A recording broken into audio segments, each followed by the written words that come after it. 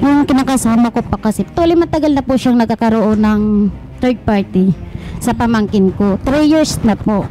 Sorry ma'am, ano yan? Binubugbog ka? Opo. Okay. 19 years po, ganun lang po yung ano namin. Actually ma'am, hindi naman po ko po siya sinasaktan eh. Siya po lagi nag-i-strike sa akin ng una. Ikaw, nanghingi ka ng sorry sa akin. Nanghingi ka rin ng sorry sa babae. Ano ka, luwasek? Ang sabi ko sa kanya, bakit kailangan pa natin magsakitan lagi? Napaka-ano niyan ma'am kasi ang isa pa, lagi kasi naglalasing yan. Sinungaling. Nag-wild yan lagi ma'am kasi lagi nagiinom yan eh. Wow! Ang galing mo! Ang galing! Ma'am, naiintindihan ko po na tensions are high at talaga naman pong kung totoo man po ang aligasyon ninyo ng pambubugbog at pananakit po sa inyo, naiintindihan ko yung emosyon ninyo bilang isang babae, yan po ay isang karumal-dumal na krimen para sa atin, dahil hindi po natin deserve yung ganyang pananakit, lalo na kung dinedicate ninyo ang 19 years ng inyong buhay sa inyong kinakasama. Okay, so naiintindihan ko kayo in that regard, pero tayo po ay kalmang nakikipag-usap ngayon para po maayos na natin kung ano man po yung gusto sa inyong dalawa, ha? Sir, kagaya po ng sinabi ko kanina, karapatan po ni Ma'am Richelle na magsampa ng reklamo laban sa inyo. So, tutulungan namin siya na mag-file ng case ng violence against women and children. Sir, ha? Lahat ng litrato mo, ma'am, yung mga pagkapasa mo, meron ka pa ba ng ibang pasa mo dyan? Meron ako nung nakaraan. Ito na, kasi ano po ako nung pumunta ako dito, na ito na yan siya. Pero may picture ako dito ngayon eh. Yan. Opo. Yung sa liig mo, ma'am, di ba sinakal ka? Meron ba? Dito po. Meron pa. Wala na po ata kasi 24 na yun eh. 1 na 2 na tayo ngayon. 24. Oh, so medyo may isang linggo na ang nakakaraan. Sir, iwasan na lang din natin mag-comment ng ganon, ha? Kasi, again, kami as third persons, we only base it on the evidence. So, siya ang may ebidensya, wala kayong ebidensya, at kahit sabihin mong pinipigilan mo lamang siya kahit nagwawala siya, the fact na ginanon mo siya, at sinaktan mo siya, that's still violence. Hindi ko po siya sinaktan, attorney. Siyempre, ang perspective niya, kung masakit sa kanya yon, pananakit yon, hindi po ba? Mayroon siyang kumpare, ma'am, nag-inom sila. Galing sila doon, kaya nung sabi niya pumunta ako ng Tagaytay. Galing siya doon, simula doon, nagtalikod ako doon sa drawer. Oo, trauma ako sa kanya. Promise, trauma ako sa kanya. Galing sa doon. Tapos niliparan ako ng paan niya dito. Sinong hindi maano niyan? Hindi ako aalis. Niliparan ako ng mga sipa niyan. Alam ng mga kapatid mo yan, alam ng kapatid ko yan, alam ng niyan. Huwag kang magturo kasi na... Sir, Hindi. Alam mo, matagal na akong nagtitiis sa pagpanakit mo. Kinaya ko! Ha? Kinaya ko! Pero yung pangbabae mo harap-harapan sa akin, hindi ko makaya yun. Ginawa mo lang yan ngayon. Alam mo ba yan? Ha? Sige, umiyak ka kasi alam mo, feeling victim ka lang ngayon. Wow, feeling victim? Feeling victim Yung ka kasi kamay alam mo kasi na bibigat yung kaso mo pag sinasabi mong sinasaktan kita. Hindi ako, alam ko marunong akong maawa, pero sa ginagawa mo naawa ka ba nang ako sa paa mo, ibibitin Alam mo, ako pumunta ka susuntukin? rito para dahil nakaplano mo na sabihin mo awa. Diba? Plano? Bakit ako plano nag-inusara akong lumalaban? Hindi Hindi ako lumalaban sa'yo. Hindi ko kailangan yung demonyo ka? Hudas ka? ikaw kasi yung lasinggira. Hindi naglalaba, hindi nagluluto. Ipakita ko sa'yo dito kung nabalat yung kamay ko. Kakalaba, ma. Opo. Darating naman tayo dyan yung anak natin. Pagdating kasi ng pagkatagal na, yung anak natin nandyan. Magkapagsalita yung anak natin. Hindi ako naglaba, tumutulong ako. Isa lang yan, sir. Isa lang naman yung tanong dyan, sir. Sinaktan mo ba o hindi? Hindi po. Naku, ang yabang talaga Kaya nito. po siya ganyan, ma'am. Kasi alam niya, ma'am, na papaniwalaan siya. Paniwalaan, ha? Kakampihan siya kapag ganyan ang ginagawa niya. Hindi. Matutrauma kaya ako sa'yo. Sir, ganito ha. Hindi namin siya kinakampihan dahil may Opo, pinakita ma'am. siyang litrato. Opo, Sa attorney. kagaya Opo, nung sinabi ko attorney. sa'yo kanina, karapatan niya yun na maghain ng reklamo sa'yo. Opo, attorney. Okay? Opo. Fair tayo dito. Kaya kayo pinag-uusap na dalawa. Oo nga po. Okay? Opo. Ngayon, kung hindi man sa pananakit, sir, kung meron kayong naging psychological abuse sa kanya, that's also a basis. Okay? So, yan ay mga options ni ma'am. At kaya din kayo Ayan po, nag-uusap. paglalaba ko. Yan, Sir, yan ako yung paglalaba naglalaba ko. din ako, kaya alam ko yung itsura ng... Ayan po, mga daliri na ganyan.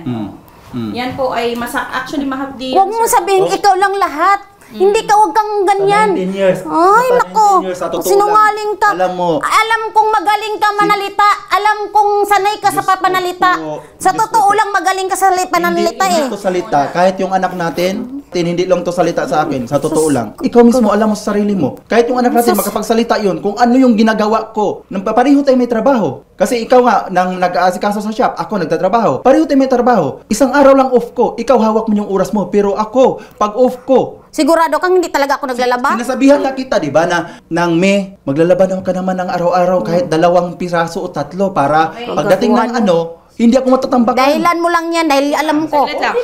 Sir Rolly, ganito.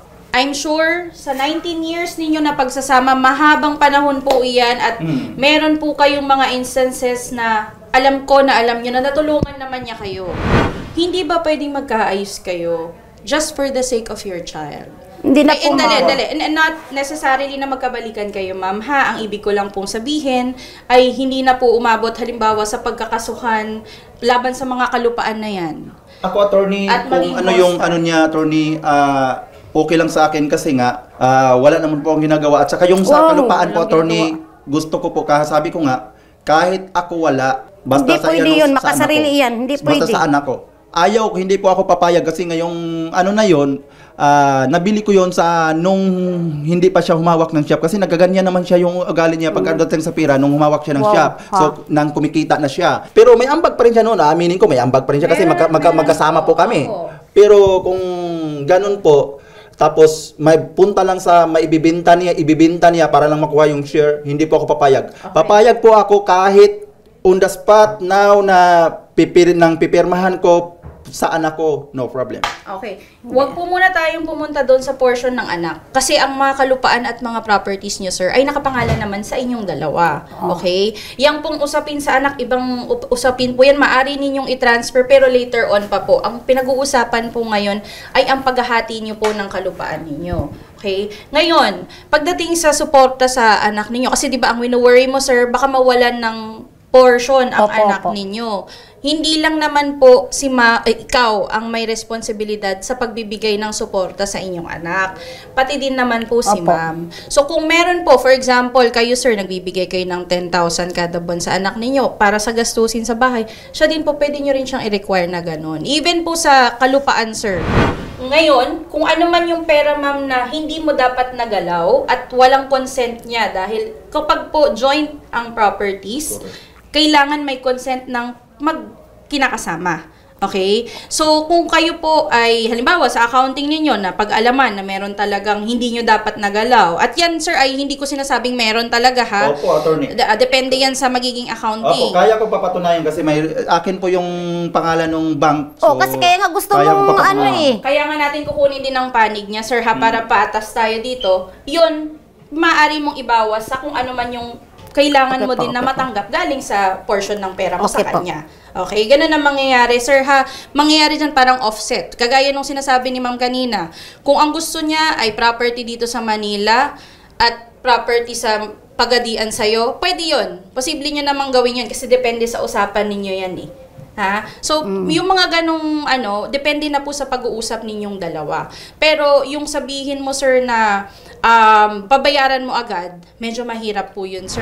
So, Pero tanungin kita, mga gastusin sa bahay, alam mo ba? At saka isa pa, attorney. Di ba? Hindi mo alam? Dapat kasi nung 2020 is magpakasal nga kami. May down payment kaming 50K doon sa organizer. Silang may contact noon. Siyempre, hindi natuloy. At saka kasi bawal pa hindi natuloy ka po kasi meron na siya. Relax ka lang. Oh. Hindi, wag kang Yan ang dahilan eh.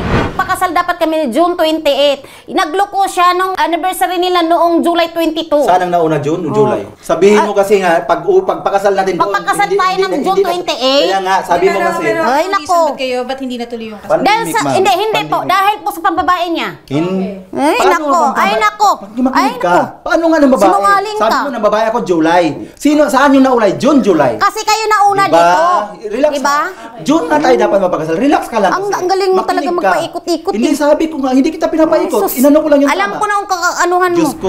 Ano bang gusto mangyari, ma'am? Basta yung ang akin, yun lang Yung din kung pananakit karapatan niya ko, sa'yo? pananakit ko at saka yung karapatan ko Sa po lang. lupa. Opo, Okay. yun lang po. Wala na kasi Sa anak mo, anong gusto mo mangyari? pwede po dito sa akin, pwede din sa kanya. Okay. Nasa sa kanya lang naman, nasa anak ko lang din naman yun po okay yun. na Walang problema Sir, yun. ikaw anong gusto mo mangyari? Yun na po. Wala na po akong dapat kasi wala na akong anuhin po sa kanya kasi ganyan eh.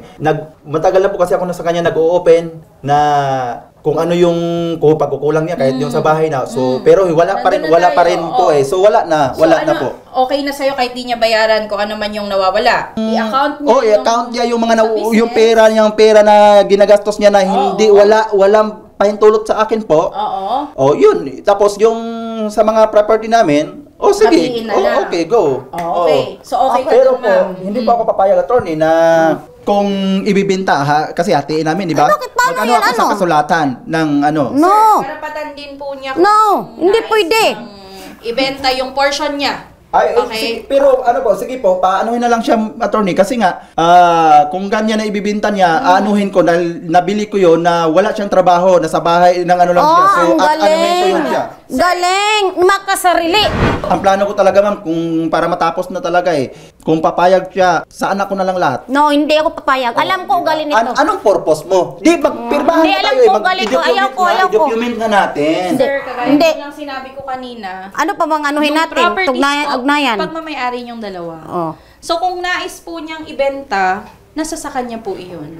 Nakapangalan po siya sa titulo at karapatan niya yun, sir. Okay, go. Sige. Okay. So, yung portion Wala na yun, pa sir. naman titulo yun Sige, go. Oh, wala pati tuloy, hindi po pwede din yun. Kung wala, sino bang nakapangalan Okay, go. doon? Tax deck ba yun? Kasi ang inaano nila, ma'am, doon lang yun sa barangay, ma'am, eh. May pangalan kaming dalawa. Iwan ko lang kung ipapakita pa sa kapatid niya. Dapat, kung wala pa naman palang titulo, adi, hatiin ninyo. Mas maganda, Yun. mas madali. Okay po, diba? attorney, yun na lang po. Oo. Kasi hindi rin po kami, ma'am, pasensya na po, kapatensya na po kayo. Hindi na naman kami, magkapag-usap ng, kasi todo po, attorney. Kasi, nag-ano po kayo so, eh, mas ano, maganda na lang hostile po. po talaga Opo. So, yun parang hindi lang matapos maganda. Pasensya na po, attorney. So, yun na lang po. Kung niya, yun na lang. Ganito na lang. Kung doon sa kanya yung bata, pwede. Pero kung dito sa akin, mas maigi. Kasi uwi na lang din kami ng Okay ba probinsya sa'yo eh. na nasa kanyang anak mo? Walang problema po, attorney. Kasi Sabihin wala ko, siyang ano, oras, ma'am, eh, kasi may trabaho siya eh. Ako Oo or ang hindi? hawak. Okay ba na nasa kanya yung anak mo? Hindi ko masasabi ko sa attorney kasi yung anak ko, tatanungin ko yung anak ko. Ay, hindi. Kung halimbawang gusto ng anak mo na sa No kanya. problem. No problem. No problem. Ikaw, ma'am, pag gusto ng anak mo sa kanya, Okay lang po. no problem. Basta hindi lang po ako pagbawalan na magkita kami at Walang mag-ano problema kami. doon.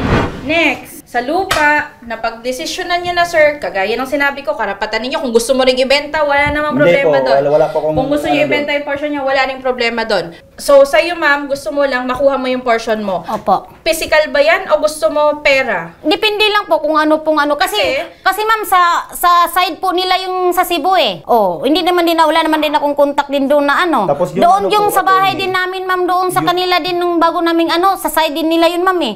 Ang saan akin lang, ma'am, yung nasa Pagadian. Hindi ko rin din pagdamot naman yun sa kanya kasi amin din talaga yun eh. Okay. So, kung ano man yung property na gusto mo at share mo doon, kasi nga, sinabi ko, 50-50 naman kayo dyan. Dahil wala naman kayong parehong ebidensya kung ano yung portions ninyo dyan talaga Oo. eh. Dahil ang presumption ay 50-50 kayo, pagkakasunduan nyo na lang po kung aling properties, lalo na kung wala pang titulo, aling properties yung sa kanya, aling properties yung sa'yo. Kung nakatitulo man yan, ang mangyari, mag-offset na lang. Tapos matatransfer yung pangalan sa kung sino man yung pagtatransferan. Ganon, ha? Okay na tayo doon sa lupa. Yung sa accounting ng business nyo, sir, I suggest, sino na nag-handle ng business ngayon? Hiwalay na. Wala na, ma'am eh, kasi nagpipick up store na lang. Kasi pag pumunta pa po kayo sa korte, sa totoo lamang, baka mahirapan din kayong patunayan kung ano yung portion mo, ano yung portion mo. Ayun na nga Ito po ay kasi, nagiging attorney. practical lang Opo, tayo, opo, ma'am, ha? opo, Kasi ma'am. Iyan po ay mga small businesses. Opo. Kaya po sinasuggest ko na ipa-account na lang ni sir kung ano man yung nawawala at ikaw ibigay mo yung resibo. Kasi yun yung mas practical na approach, Opo. ma'am. Ha? Ang akin lang naman po kasi, ma'am, makawala lang po sa ako sa kanya. Kasi, Oh, ma'am, wala na tayo Oo. doon. Kasi, kagaya ng sinabi nyo, ayaw nyo na, hindi din naman niya pinipilit. Tama? Opo, Hindi nyo opo. pinipilit na magkabalikan. tapos, yun na lang So, din, okay na ganun, yun. opo. Okay. Yung, kung ano man yung tinatanong niya, relasyon na lang yan tungkol sa pera. Sige Kasi po. business na lang yan, Opo, ma'am. opo. Yun Sige na lang yung, at saka yung anak niya, syempre. Pero yung anak niyo, okay na kayong dalawa dun eh. Oo. So, dahil business na lang naman yan, mas madali nang pag-usapan yan, sir. Kung ano man yung mabigay niyang resibo at ma-explain niya sa'yo, kailangan tanggapin mo din yan, sir, ha? Kasi, kung yun naman talaga ang pamamaraan ng business ninyo, hindi mo din siya pwedeng questionin dahil business niyo yun. Kung siya ang namamalakad, ganun ang palakad niya at pinayagan mo naman na ganun ang palakad niya. Hindi naman ako nag-question, attorney, about sa ano niya sa business. Nag-question lang po ako dun sa pera kasi nga pasok na po yun, attorney. Ayun na nga. Matagal na po kasi Saglit lang, sir. Yun na nga po yung punto. Dahil pasok pa rin yan sa business ninyo, pera pa din yun ng... Hindi po yung hindi po yung business po kasi ang iba kasi noon, attorney, sa sahod ko rin. Hindi. Sir, naiintindihan ko na sa sahod nyo din. Pero kagaya nga po ng sinabi ko, sahod man yan, income man yan sa business, ang presumption po dyan, 50-50 kayo. Yung motor niya, ako din nag-anon yan eh. Anong ako? Sahod ko yun. Gift ko yan sa'yo sa birthday. Hindi. Ma'am, kasi regalo po. So, kung ano man yung niregalo nyo sa kanya, donasyon nyo yun sa kanya. O di, ano ko na lang sa kanya yun. Oo, voluntaryo O, mo sa'yo na yun. ibibigay yun. Kayo naman, 19 years kayong magkasama, kahit papaano naman. Hindi kasi may ano na eh. Oo, pero kahit papaano, ma'am, magkaroon kayo ng respeto sa isa't isa. Kung hindi man bilang mag-partners, bilang ina ng anak niya at bilang ama ng anak niyo. Yun na lang. Okay na tayo sa lupain, okay na tayo doon sa bata. Ang issue mo na lang, yung 160K sa ATM. Okay ka na doon. Wala nang balikan doon sa lupa, para mo nang hawa. Tigilan na natin yung part na yun. Yun ay pagkakasundoan nyo na lang sa barangay, sa kasulatan, at kung merong pagiging transfer, halimbawa kung may mag-offset, magdi-deed of absolute sale na lang kayo o kung ano mang transfer na mangyayari, okay? Okay tayo doon, kuya. Yung pagdating sa 160K mo, pakitaan mo muna kami, kasi pasasamahan din namin kayo sa barangay, sir. Pakitaan mo muna po kami, sir, ng pruweba mo ng 160K, yung mga lahat ng nabawas, mga statement, para magdala din ni ma'am yung resibo niya. Okay yun, sir? Okay. Okay. So, wala ka na ibang issue, sir, bukod doon? Wala na po. Wala na po. Ikaw, ma'am? Wala na po. Punta nila sa barangay pareho para mapag-usapan din yung Okay tungkol po. dun sa mga lupain. Ha? Sige po Ganun po, na lang. sige po. Sir Rolly, maraming salamat po. Alam po namin na sobrang mahirap po na balikan yung mga ganitong sitwasyon, at napakalungkot lang na 19 years ay masasayang dahil po sa mga ganitong bagay. Pero I wish you both luck at sana po ay magkaayos na kayo. Kahit civil na lang sa isa't isa, ma'am. Hindi naman na maging mag-best friends kayo, pero yung kahit sana papano ay para sa anak ninyo. Okay? Opo. Ganun na lang po. Sige po. Maraming Maraming salamat, salamat po, ma'am. Atty.